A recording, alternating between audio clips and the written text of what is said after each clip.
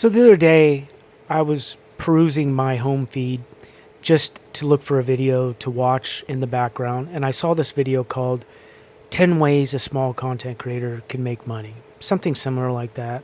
I want to talk about this video because I hear a lot of chatter from YouTube gurus and coaches about ways small content creators can generate some revenue. And as a small creator, that is an interest of me. I want to see some of the rewards of my effort. And one of the ways that you could see rewards is definitely making a little bit of money, getting some money back that you've put into your channel and all of the resources and time and effort that it takes. To get paid a little bit is not a bad thing. And so when I see videos like this, even though I'm coming from a pretty skeptical point of view, and some say maybe even cynical, I'm still open to hear people's suggestions and ideas. So I want to go through the points that this video talked about. And the first point was affiliates. Affiliates really only work when you have a large enough audience and a high trust value to that audience. You bring a voice and you have the subscriber base to garnish enough of a response from your viewers to click onto that link and purchase something. At this point, a small content creator with 25,000 or less subscribers really doesn't have that high trust value yet. They're building on it. They're building their community, and then they don't have the volume to make it a really substantial part of their revenue stream. Because at this point, affiliate links are really just pocket change. And then in my case, which I haven't really honestly pushed super hard, but I've done it enough to realize it's barely even pocket change for me. I don't think I have the ability to lean on that at this point because people are just watching because they like the content and they don't necessarily looking for me to sell them something. They have a lot of that noise elsewhere, and at this point I don't have the volume to really make a big difference and to really put my effort into pushing those affiliates, because it really, to me, it would devalue what I'm trying to build at this point. A little bit could go a long way, but that isn't going to do anything but give you pocket change. So the second point is much like affiliates, which this video talked about: TikTok Shop and YouTube Shop program. And I've looked at it and I've tried to rectify what that really means. And I've looked at some of the things that are on YouTube Shop, and a lot of it doesn't coordinate with who I am. So why am I going to push a product that I don't necessarily think it aligns with my channel, for one, or aligns with me personally? I would probably find stuff on there to really push. Hey, I like Hoka shoes. I like some of the sportswear that they have on there. I would really push a lot of that because I like those brands and I like wearing that stuff and I believe in it. But is my audience really going to see something like that as legitimate when I'm a dog channel, or I'm talking about microphones on my Voices of the Enthusiast channel, or I'm talking about content creation? I don't think that is necessarily something that I can really sink my teeth into at this point in time in my journey. I'm way too small for that. I don't even move the needle to be able to make YouTube Shop a viable revenue stream. And if you come at it with some intellectual curiosity, just in the slightest, you would realize that this is a loss leader and a bit of a waste of time to put your time and energy into pushing. People are going to get tired of it. They don't have the same patience as if I had 250,000 subscribers compared to my 8,000 now. They're just not going to put up with me pushing products and doing all that sort of stuff. And at this point, I don't even have enough traffic to move the needle to make it worth my attention. So I think it's a bit of a misleading fact that they brought up in this video. It's just not a reality at all. So basically what I'm saying about affiliates and YouTube Shop is no traffic, no money. The third one is fan funding. Now this is something that I've utilized, but I really haven't pushed a whole lot. But what I do push, I can see that this is a viable way compared to the other two to make a little bit of extra revenue, to give you the opportunity to get something out of your hard work and showcase early access to videos and or extra content and stuff like that. I think you could do that, but you cannot really at this point build a substantial revenue stream when you are a small creator. You just don't have the volume to make the needle move in any shape or form. I do think, like I said, it's slightly more viable and a better solution than affiliates and YouTube Shop, because you are trying to build a community as much as you are a brand. And I think memberships is a way to build a strong community. I'd much rather have 100 hardcore viewers, listeners, than 50,000 passerbys. So I think memberships offers that, and you can start building a community by doing that. But I just do not feel like I can push it as much as it would take to even make that needle move a little bit, and I don't have the volume to make it something where it is a revenue stream that you could base a business off of. Live streaming, let's talk about that. Boy, this is a loss leader for me. I barely get any traction with live streams with the Bulldog Social Club podcast. I mean, it is miserable.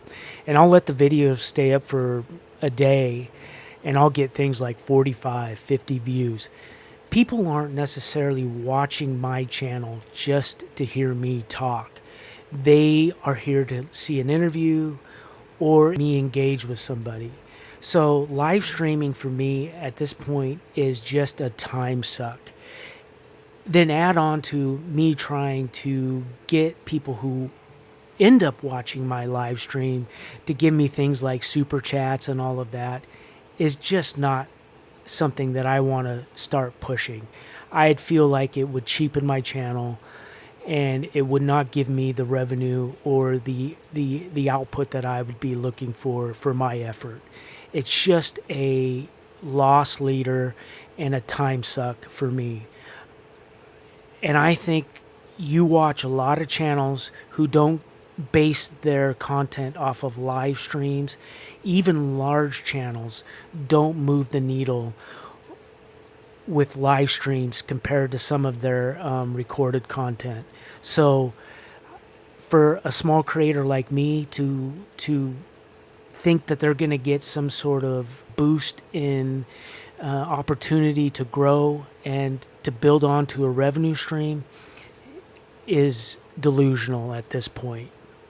So what I do think about live streams is it does give you the opportunity to build a community, an opportunity to build that foundation and give people a different point of view and a perspective of who you are as a content creator and a different way of building. But at the end of the day, as a small creator, it's still a lot of time and effort for little return. So point number 4 in this video is platform monetization. So for somebody whose primary source of content is YouTube, it would be considered ad revenue. So I'm going to respond in the way where I call it ad revenue from here on out. Ad revenue for me is very small. There are months that I don't make the $100 threshold. There are other months that I make close to $200 a month. What I like about it, it gave me a metrics to work towards, and any little bit helps, and any little bit that I make from YouTube is a motivating factor. It gives me an idea of I could do this. I can generate income. I made it through that first hurdle, that first barrier. But at the end of the day, things have grown very slowly, and I have seen the revenue when I first got in steadily decline or stay stagnant ever since. And I've never really been able to make anything out of ad revenue because I don't have a large subscriber base, and I don't have the kind of content that consistently garnishes high views or even what you might call viral content. So at the end of the day, ad revenue is great. It's exciting to be able to accomplish it. But for a small creator, and even medium-sized creators in some regards, it's just not going to ever be a sustainable source of income. It's just not. And with these new rules that have come about that are going to start taking effect in February of 2027, it's going to make it even that much harder. And I have a sneaky suspicion that ad revenue is not going to be a source of revenue for small creators. I think it's just going to be one of those things where the rich get richer and the poor get poorer. I do not think ad revenue is going to be much of a thing ever for small content creators, and I think with these new rules, it's going to be even less. YouTube Partner Program rules that are going to come about in February of 2027. You have to have 8,000 watch hours and 1,000 subscribers. Right now, up until February of 2027, it is still 1,000 subscribers and 4,000 watch hours. That is hard. I currently probably only garnish in a year's time with the Bulldog Social Club podcast 16 hours of watch time. And I've got over 500 videos at this point. So that shows you that my views aren't very high, for one. Number two, I don't put out the volume that gives me more opportunity to get views and watch time. And number three, people really discredit that 4,000 watch hours as some huge hurdle because you see people go viral and they get that pretty quickly. But those are the outliers. Those are unicorns. For most of us, it is a grind. So the fifth point that this gentleman talked about was brand deals and sponsorships. And this was sort of a thing that I looked into that felt like was a bit of a possibility. I even created a media kit because you listen to some people and they say this is the sort of thing that you have to do. So I created a media kit, and the whole time I was creating it, it just didn't feel right because I don't feel like I have a large enough audience to really garnish me creating a media kit at this point.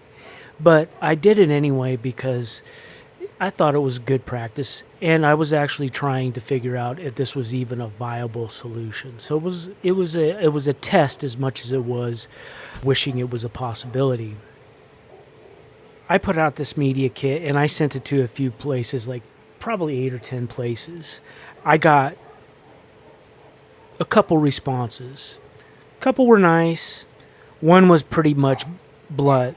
We don't even look at people that have less than 500,000 followers. So thanks, but no thanks, was basically their response. In that language, if I wasn't prepared to get rejected on most of the time, it would have been a big ego hit, but I just kind of laughed it off. And it was a company that I actually really, really liked and would love the idea of working with them. But of course, now I look back and I think, well, yeah, they're probably not people that I do want to work with if they have that approach to people. But anyways, you don't get a lot of response back, and when you do, there's going to be most rejections. I quickly realized this was a big loss leader. This was not going to be something that was even remotely in the purview for us small creators. Brands are not going to work with you. Their whole existence is the bottom line. And the bottom line is they're going to look exactly at your engagement, your subscriber base, all of that combined. They're going to make the best decision for them that makes the most sense financially. And a creator that has less than 10,000 subscribers on YouTube and not much more than 15,000 subscribers all around other platforms, Facebook, YouTube, they're not going to look at that as somebody that they want to sink their time and money into. It's just not going to happen. Sure, there's unicorns out there that get big brand deals with small audiences, but they usually have something to offer. Maybe they're videographers, maybe they're photographers, maybe they have a skill set that a brand is looking for. But for us, just your everyday average content creator, you don't have enough to offer a brand or a company at this point in your career. It's just not feasible. And wasting your time and effort in hopes of getting some sort of brand deal, again, is just another time suck when you should be just going out there and creating content and building your community. And I have made this mistake time and time again, pulling my attention towards things like this when I should just be out there creating a stronger and larger community and building my content portfolio. That's all I should be focusing on. That's all of a small content creator should be focusing on at this point in time. One thing that I have done recently, and it's not come to fruition, a lot of this effort, is I've reached out to a lot of companies and a lot of brands to be able to get review units. I want to cut my chops on creating review style content, but for the average Joe, the guy that isn't going to look at every idiosyncrasy of that device or the product or what it gives, but what is it going to do to help me in my workflow as a content creator, or what is it going to do to give me enjoyment or help in other parts of life? You know, what is it going to do to give me the opportunity to get a better outcome with my content? Or do I get enjoyment out of it? Is it something that I would use on a daily basis? And just my experiences from that. Not necessarily this item versus this item, or looking at the minutia of all the products that you would review. I just want to give the average Joe perspective on items, and because I love gear, I love electronics, I love gadgets. It is kind of a guilty pleasure, and so I just want to be able to build my portfolio with that and work with brands and say, hey, this guy is worth, us collaborating with, so I can build my resume on that level. A company that I've worked with is Fifine. They're very, very good with small creators, and they give small creators a chance, and that's who their audience really is small creators with their budget gear. And so they've really made a niche for themselves as far as their collaborations with creators. I utterly enjoyed working with them, and it's given me the opportunity to learn about how to deal with companies and build a good relationship with brands. And so I really am thankful for their kindness towards me as a small content creator. But again, the Fifines of the world are few and far between. Don't put all your time and effort in getting a brand deal that does not exist for small creators. Sell your own products. I love this idea, but in reality, if you don't have the audience and you don't have the volume, who's going to buy your product? You have to have volume. You have to have large enough audience where you're constantly getting traffic.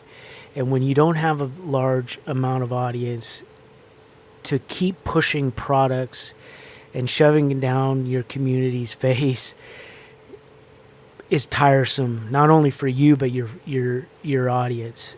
And the last thing you want to do is offend your loyal viewers. And I think eventually people that constantly hawk their items, whether it be digital products, courses, or how-tos or whatever, people get tired of that, especially in today's economy. Constantly pushing a product that really doesn't have the value that you want it to, that it means to you as the content creator, to your audience. You don't have that credibility at this point. You don't have the ability to spend your time hawking your wares or your courses at this point without being offensive, in my opinion. And so spend the time, again, building your community, building your content portfolio. And then if you get to the point where you have something very valid to offer as far as a piece of merchandise or a large enough audience, just use it as maybe I can get some pocket change.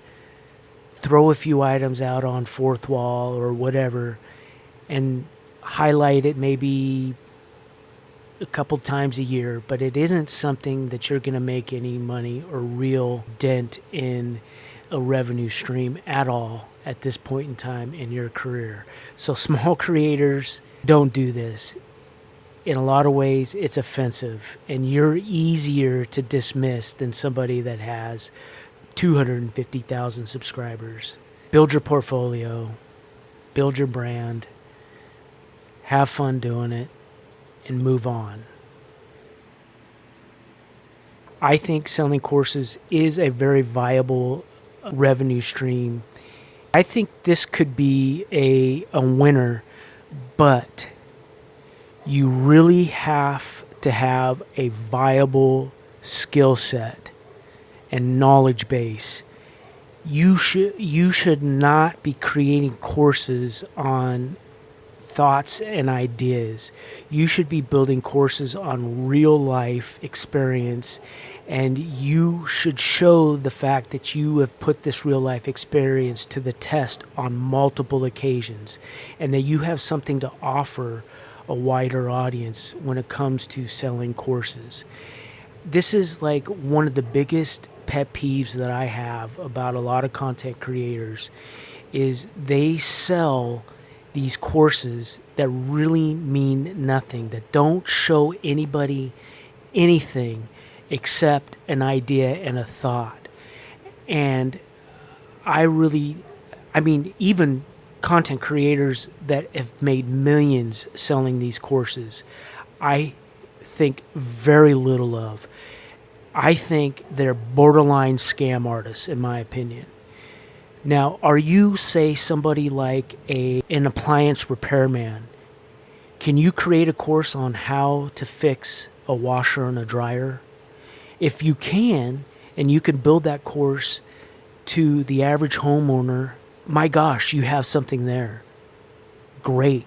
That is it. Or in my lane, in the preservation dog breeding world, are you a veteran or a knowledgeable dog breeder that can give people a blueprint on how to do things and how to build things and how to develop a process of breeding better dogs? If you can, build that course, sell that course. Heck, I'll help you sell that course. And I've talked to some well-respected dog breeders that I surely respect and hold high regards, and I'm championing them having the idea of building a course type platform that they can sell to their community for a revenue stream and also give back to their community. But if you are building these courses with the idea of just a quick revenue stream instead of doing something like giving back to your community on top of building a business around that, then don't do it.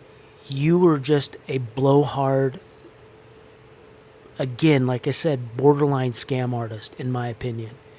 So a lot of these YouTube gurus, YouTube coaches selling these courses, in my opinion, they're walking right up to that line of being a BS artist scammer, in my opinion. And that's just me being blunt about it. So yes, I really truly believe in courses, but only if it holds value. For the average Joe, small content creator like me, I don't have that skill set or the ability to build a course around my skill set. It's just not there. And to me, to sell an idea and a thought is not a teachable moment. It just isn't. So again, great idea for a few, but for the majority of us, it's a waste of time. And really, you're not bringing any kind of value to your core audience when you do something like that. I think it really just cheapens you as a content creator if you truly don't have a skill that deserves a course. That's my blunt response to that. One of the other points that he talked about that I just pretty much discussed was hustle your craft, was the way he put it.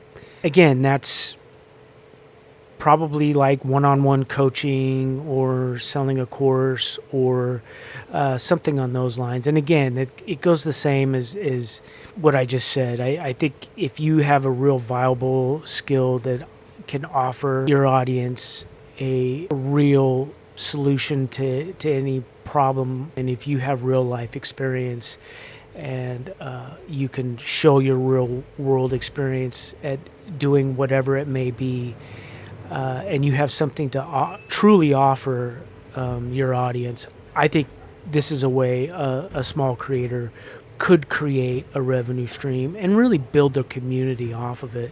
So I'm honestly very pro hustle your craft, so to speak.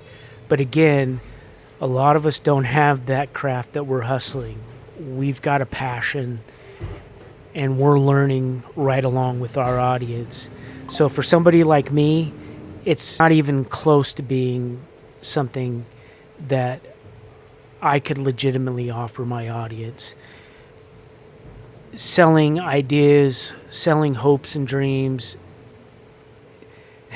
selling my passion isn't something that really is a suitable stream of revenue that I want to get involved in. Spend your time creating content and building a bigger and stronger community. I think his last point was something on the lines of hustle your hobbies. It sounds good, but in reality, it has nothing to do about building your audience or developing a stronger community around your content. His examples were resell. I've got like $120 in my wallet right now because I sold a few items that I had purchased for my content creation workflow that didn't work for me. And I sold several microphones, all to purchase more microphones at the end of the day. But I've done that. But it really isn't doing anything to build a sustainable revenue stream, number one. And number two, it's just taking away from your content. You're not really doing anything to build your channel, your content creation, getting better at your craft. It's not doing any of that. So again, it's just another, it was almost like when he was talking, it was a filler. he had to think of 10 things to say, and this was the last thing. I don't know. It just doesn't make sense in the grand scheme of things, but not a whole lot makes sense when it comes to these content gurus or these wannabe coaches or whatever. I find them to be pretty insensitive and lack the intellectual curiosity to really look deeper into what it means to be a small content creator. And really what it means is different for all of us. We all have our own journeys and our own paths to take. Some of us grow a lot slower than the others. Some of us get a lot of viewers and subscribers in the beginning and then plateau. And some of us just get steady growth. And some of us, like myself, take an inch by inch, gain 1,000 subscribers a year. So all of this to say, really what us small content creators should be doing is focusing on building your content and curating your current subscribers and viewers and building that community into something bigger and also something more meaningful. Like I said, I'd rather have 100 strong viewers that respect my content and my approach to the subject matter than I would say 10,000 passerbys. I really would. And I know I've heard other people say that, but it's the truth. It really is the truth. You want a real strong community. And for small creators, a strong community is probably the best that we can hope for at this point. And if that's all I build is a strong community around my content, I have been successful in a sense. I could look back and say my content meant something to a core group of people. And that really is something that I can hold my head up high and not worry about the vanity metrics and not worry about if this is going to be a successful, sustainable business in the long run. At the end of the day, I created my channel to build a community and to share my learning process with people. And I think I've been able to accomplish what I set forth in the beginning. So I don't have to worry about failing at this point. I haven't failed at my content. I've succeeded. Now, am I going to be able to grow it into some sort of business at the end of the day? Who knows? The chances are probably not. But at this point, I'm still going to be willing to try and work towards that. And I'm going to share that process with you on this channel, Voices of the Enthusiasts. I appreciate you watching, liking, and subscribing, and I'll see you on the next one. Take care.